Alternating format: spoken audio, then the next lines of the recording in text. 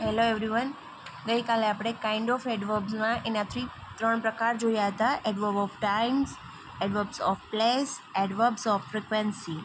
તો એમાં આપણે પહેલું જે ટૉપિક છે એડવર્બ ઓફ ટાઈમ્સ, એના વિશે આજે જોઈશું. કાળવાચક ક્રિયા વિશેષણ. એડવર્બ ઓફ ટાઈમ્સ એટલે કાળવાચક ક્રિયા વિશેષણ. તે ક્રિયાનો સમય દર્શાવે છે.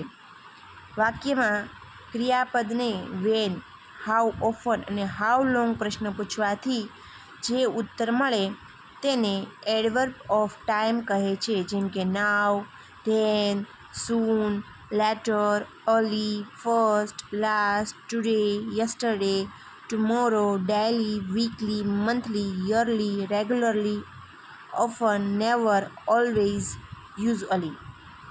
હાઉ લોંગ, હાઉ ઓફન અને વેન પૂછવાથી જે આન્સર મળે તે adverbs of time. See example આપ્યા છે. Bharat will come tomorrow.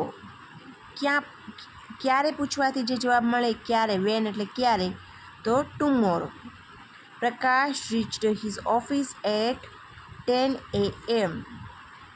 At 10 AM એ ઘાટાક્ષરથી કર્યું છે ને વેનથી પ્રશ્ન પૂછવાનો. When did Prakash reach his office, તો એનો આન્સર આવશે at 10 AM. My exam begin on 15th March. આમાં પણ વેનથી પ્રશ્ન પૂછવાનો છે. અને Amit goes for a walk daily. Daily લખ્યું છે તો એનું થશે હાઉ ઓફન. હાઉ ઓફનથી પ્રશ્ન પૂછવાનો થાય. હાઉ ઓફનથી પ્રશ્ન પૂછીએ એટલે એનો જવાબમાં જે આવે એ adverbs of time, daily. See 51માં Nisha is on leave for a week. How long પ્રશ્ન પૂછવાથી જે જવાબ આવે તો ફોર એ વીક.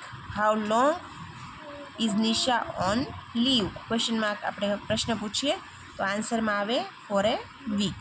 ઓકે, તો આપણે આજે એડવર્બ્સ ઓફ ટાઈમ શીખ્યા. ફર્સ્ટ નંબરનું જે છે એના 3 પ્રકારમાંથી પહેલો પ્રકાર શીખ્યા. નેક્સ્ટ 2 પ્રકાર હવે આપણે નેક્સ્ટ વિડીયોઝમાં શીખીશું. Thank you.